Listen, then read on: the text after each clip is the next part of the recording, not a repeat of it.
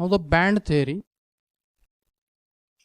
electrical properties of metals or metallic conductors, insulators and semiconductors are explained in terms of band theory. According to molecular orbital theory, at the time of formation of molecule, atomic orbitals combine and there is a formation of molecular orbitals. There are two types of molecular orbitals, bonding molecular orbitals and anti-bonding molecular orbitals.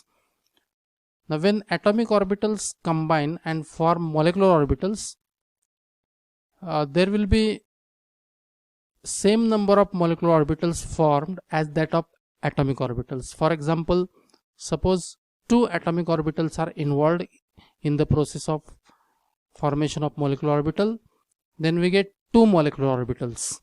Out of two molecular orbitals, one is bonding and other is anti-bonding. Generally, bonding molecular orbitals are having lower energy, whereas anti-bonding molecular orbitals have higher energy. So in this way, in a crystal or in a compound or in a substance, there is a formation of two bands. Upper band, which is generally empty band, which is formed by anti-bonding molecular orbitals, and lower band that is generally filled by the electrons and it is formed by the bonding molecular orbitals. So in this way, because of this type of combination between atomic orbitals, there is a formation of upper empty high energy conduction band because of anti-bonding orbitals and lower filled low energy valence band of bonding molecular orbitals. Now these two bands, that is upper conduction band and lower valence band, it is separated by band gap. So band gap, it is the energy difference between valence band and conduction band. Now on the basis of band theory, conductors, insulators and semiconductors are described as, in case of conductor there is no band gap, or conduction band and valence band they overlap. For example, in some cases in valence band and conduction band there is no gap. This is for metals. In some metals, the conduction band and valence band there is a overlapping, and therefore some of the electrons from valence band easily enter into the conduction band. Here there is no gap, even here bands are overlapping with each other, and because of this, when metals or conductors, they easily conduct electric current. Electron easily enter from valence band to conduction band. Okay. Now about the insulators. In case of insulators, there is a large band gap between conduction band and valence band. So this gap is called as forbidden zone. Forbidden zone means it is not possible for electrons to jump from this filled valence band to empty conduction band. This is impossible because this gap is very high. Gap between conduction band and valence band, it is very high, and therefore it is forbidden zone. Now in case of semiconductors, there is a small band gap between empty conduction band and filled valence band, and therefore under certain special circumstances or conditions, in case of semiconductors, electrons enter into the conduction band, valence band to conduction band. So under normal conditions, conductors easily conduct electric current. Insulators are not conducting electric current at all, whereas semiconductors conduct electric current. And especially for semiconductors, as the temperature increases, they their conductivity increases. Reason for this is, as the temperature increases, easily electron enter into the conduction band, and therefore their conductivity increases. Now detail about the semiconductors. The solids whose conductivity lies between conductors and insulators, they are called as semiconductors. Semiconductors are insulators at low temperature, and they act as a conductors at certain higher temperature.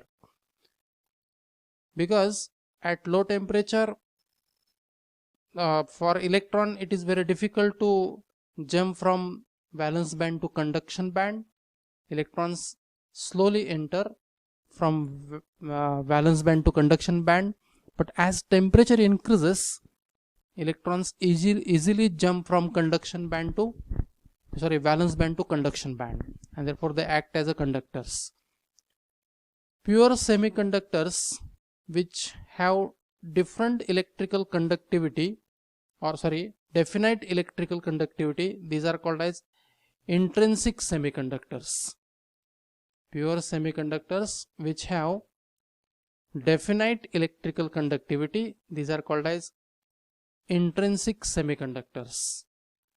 And a doped semiconductor having higher conductivity than intrinsic semiconductor, it is called extrinsic semiconductor. So two types of semiconductors are there, intrinsic and extrinsic.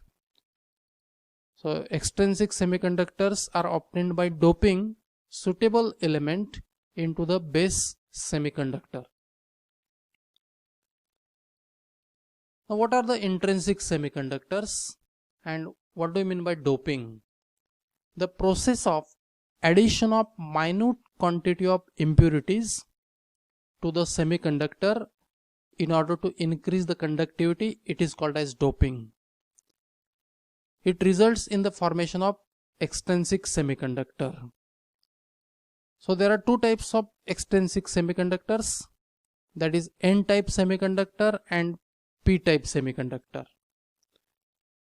Now what are N-type semiconductors?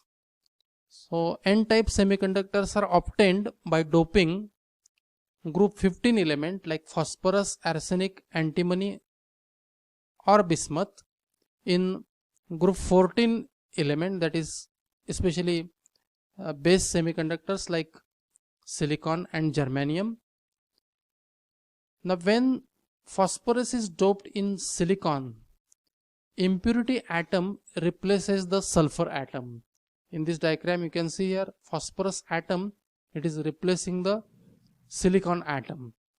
Now when pentavalent impurity atoms form bond with tetravalent silicon atom, it creates extra electron in the conduction band. Actually phosphorus contains 5 electrons in outermost shell and silicon contains 4 electrons in outermost shell, and therefore one electron is extra at phosphorus, and therefore there will be extra electrons in the lattice, especially in conduction band. And here electrons are responsible to conduct electricity, or negative charge is responsible to conduct electricity, and therefore this type of conductor is called as N-type of semiconductor. Now in this diagram you can see here, this is the conduction band, this is the valence band, and there are some extra electrons in the conduction band. Another type is P-type semiconductor. This is obtained by doping group 13 element like boron, gallium, indium in silicon or germanium. Now here you can see some of the silicon atom, it is replaced by boron impurity.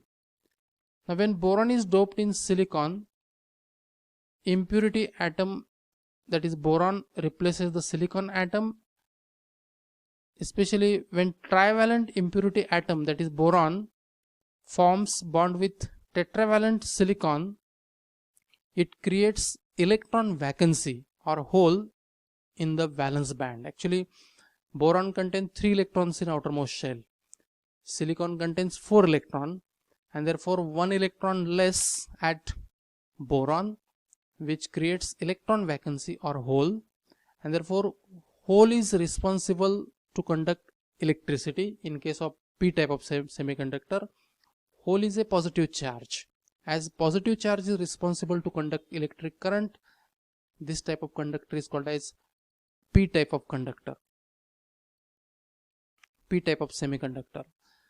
And the last point, that is magnetic properties of solids. You know that the electrons spin about its own axis, either clockwise or anti-clockwise. If it spin along the clockwise direction, then spin quantum number is plus half. If it spin anti-clockwise, then spin quantum number is minus half. The spinning electron act as a tiny magnet because their spinning action generates induced magnetic field, and therefore if orbital contain unpaired electron, because of unbalanced spin there is a generation of magnetism. Whereas when all the electrons or all the orbitals are filled by the electrons, or when electrons are paired in orbital, spin gets balanced, electronic spin gets balanced, and therefore there will be no magnetism. Now based on this fact, there are three types of solids: paramagnetic, ferromagnetic and diamagnetic solids.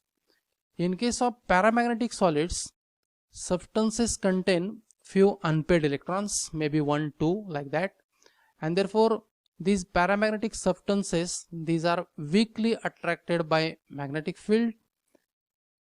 They exhibit magnetism in the presence of external magnetic field only, and as soon as magnetic field is removed, they lose magnetism. Examples are oxygen, copper ion, ferric ion, chromium plus 3 ion, etc. Ferromagnetic substances contain many unpaired electrons, that is more than 2, 3 like that, and therefore they are strongly attracted by magnetic field. They are permanently magnetic. Their magnetism remains intact when external magnetic field is removed. Examples: iron, cobalt, nickel, gadolinium, chromium oxide, etc. And diamagnetic substance, the substances containing paired electrons, these are diamagnetic because of completely filled orbitals. The electronic spins are balanced and therefore spins are compensated, and these substances are not showing any magnetism. Diamagnetic substances are repelled by magnetic field. For example, nitrogen, fluorine, sodium chloride and water.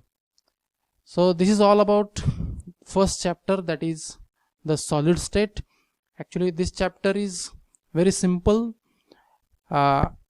After you watch this video, you go through the chapter, you read chapter thoroughly using textbook, then you solve the problems. You read the chapter 2-3 times. Easily you will get good marks in this chapter. All the best.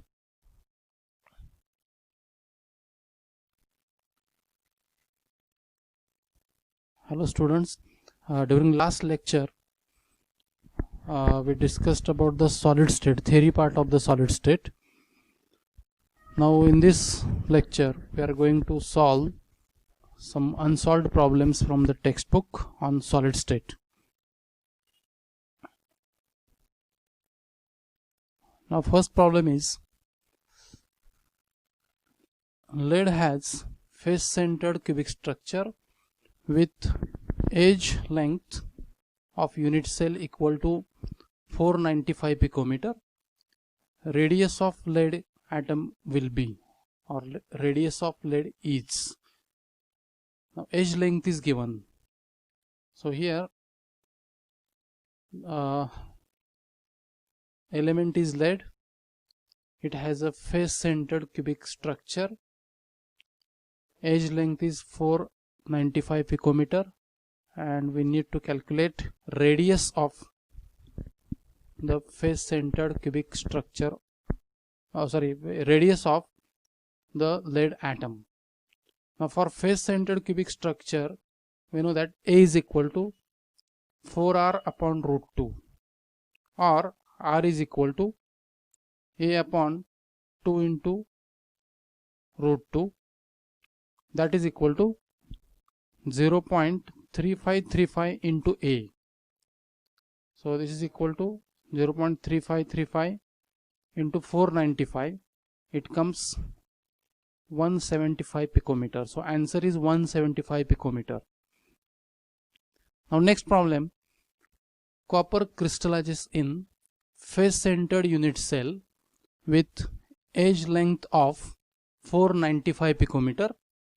What is the radius of copper atom? This is the same type of problem as that of first problem. Now given is element is copper, its structure is face centered cubic, edge length is again 495 picometer. We need to calculate r. The same formula, A is equal to 4r by root 2, or r is equal to A upon 2 into root 2. Just you substitute the value of A over here, that is the same 495 picometer. Answer is 175 picometer. Next problem, that is the density of iridium is 22.4 gram per cubic centimeter. The unit cell of iridium is face centered cubic. Calculate the radius of iridium atom. Molar mass of iridium is given, that is 192.2 gram per mole. Now these are the given things. Iridium atom, it crystallizes in face centered cubic structure. Density is given 22.4 gram per cubic centimeter. Molar mass is given 192.2. Number of atoms in face centered cubic system, it is fixed, that is equal to 4. Avogadro number, it is also constant, 6.023 into 10 raised to 23. Now we are going to calculate radius of iridium. The formula is density of any crystal or iridium, it is equal to m into z. M is molar mass, z is number of atoms in particular unit cell. For face centered unit cell it is 4. So m into z upon A cube into Na. A cube, it is a volume occupied by unit cell. A is a edge length, it is given, and actually edge length is not given, so Avogadro number is known. So this is the formula. So first of all we are going to find out the A cube. So it is equal to m into z upon rho Na. That is equal to, so value of molar mass is 192.2 into 4. This is the number of particles or number of atoms present in face centered cubic unit cell, upon 22.4. This is the density, into 6.023 into 10 raised to 23. This is the Avogadro number. Now when we solve this, it comes 56.98 into 10 raised to minus 24 cubic centimeter, and therefore A is equal to cube root of 56.98 into 10 raised to minus 24. It is equal to 384 into 10 raised to minus 10 centimeter. But 1 picometer is equal to 10 raised to minus 10 centimeter, and therefore A is equal to 384 picometer. Now for face centered cubic system, radius r is equal to A upon 2 into root 2, and therefore it is equal to 0.3535 into A. Now value of A is 384, and the answer will be now 136 picometer. Next problem, aluminum crystallizes in cubic close packed structure with unit cell edge length of 353.6 picometer. What is the radius of aluminum atom?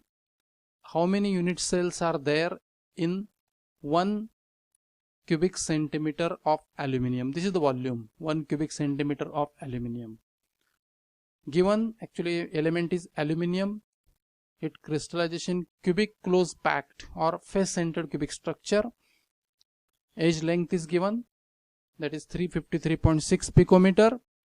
It means it is equal to 353.6 into 10 raised to minus 10 centimeter. Number of atoms in face centered cubic system, it is 4. Volume of aluminum is given, that is 1 cubic centimeter. Now we need to find out the R, radius of aluminum, and number of unit cells. Now again for face centered cubic system, A is equal to 4R upon root 2, or R is equal to A upon 2 into root 2, or it is equal to 0.3535 into A.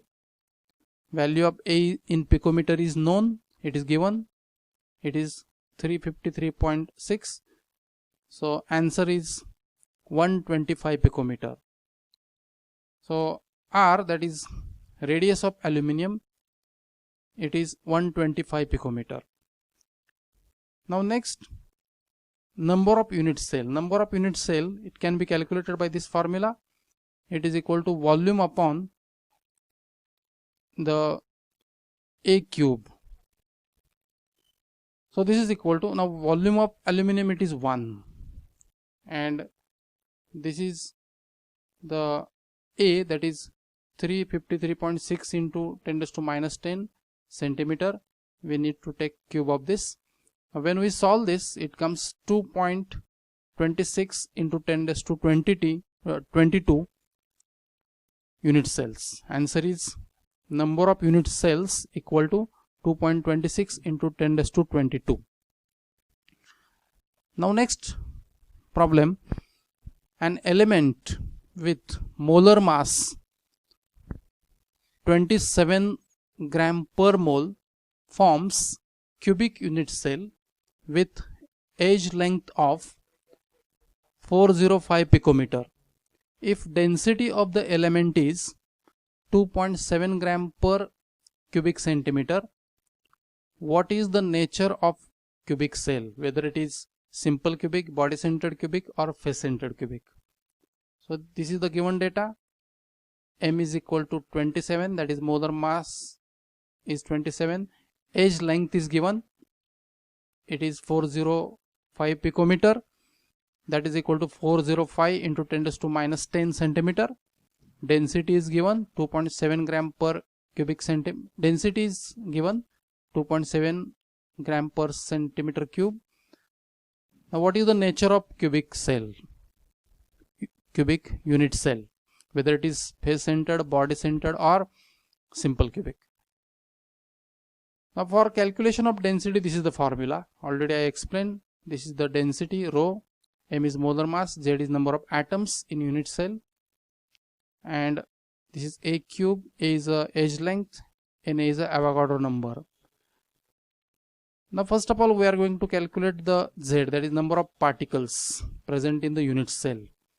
So this is equal to density into A cube, that is edge length cube, into Avogadro number upon M. Just this first formula is rearranged for Z. Now when we substitute the value of each parameter, that is density 2.7, then edge length is 405 into 10 raised to minus 10 cube, and this is the Avogadro number 6.023 into 10 raised to 23 upon 27. 27 is a molar mass. When we solve this, answer is 4, that is Z is equal to 4. It means there are 4 atoms in unit cell. Now when any particular unit cell contain 4 atoms in unit cell, then that must be the face centered cubic system or face centered cubic. As already I told you many times, for simple cubic system Z is equal to 1, for body centered cubic system Z or number of atom equal to 2, and for face centered cubic system number of atoms or Z is equal to 4, and therefore this must be face centered cubic system. And the last problem, that is an element has a body centered cubic structure with unit cell edge length of 288 picometer. How many unit cells and number of atoms are present in 200 gram of the element? Actually, in this problem one data is missing, that is density is not given. It should be, or density should be 7.2 gram per cubic centimeter. Now this is the given data. A is equal to 288 picometer, or it is equal to 288 into 10 raised to minus 10 centimeter. X, that is amount of substance, it is 200 gram. It is a body centered cubic system, and therefore number of atoms present in unit cell, that is Z, it is equal to 2. Density is 7.2 gram per cubic centimeter. We need to find out number of unit cell and number of particles in 200 gram. Now first calculation, that is number of unit cells, this is equal to X, that is amount of substance in gram, upon density A cube. A is the edge length. So X is equal to 200, that is amount of substance is given, that is 200, upon 7.2, this is the density, into 288 into 10 raised to minus 10 cube. So this is the edge length cube. So when we solve this, answer is 1.16 into 10 raised to 24. So number of unit cells equal to 1.16 into 10 raised to 24. Now the number of particles present in the same amount, that is 200 gram. The formula for number of particle is number of particles equal to X into Z. X is amount of substance or amount of element into Z, that is number of particles present in unit cell, upon density A cube. A is the edge length.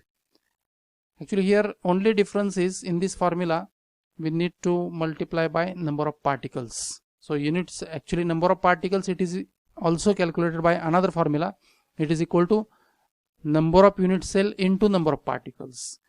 So this is the number of particles into Z. Z is number of particles or atoms present in the unit cell. So xz upon rho A cube. So this is equal to 200 into 2 upon 7.2 into 288 into 10 raised to minus 10 cube. When we solve this, it comes 2.32 into 10 raised to 24. So number of particles present in 200 gram, it is 2.32 into 10 raised to 24. Thank you.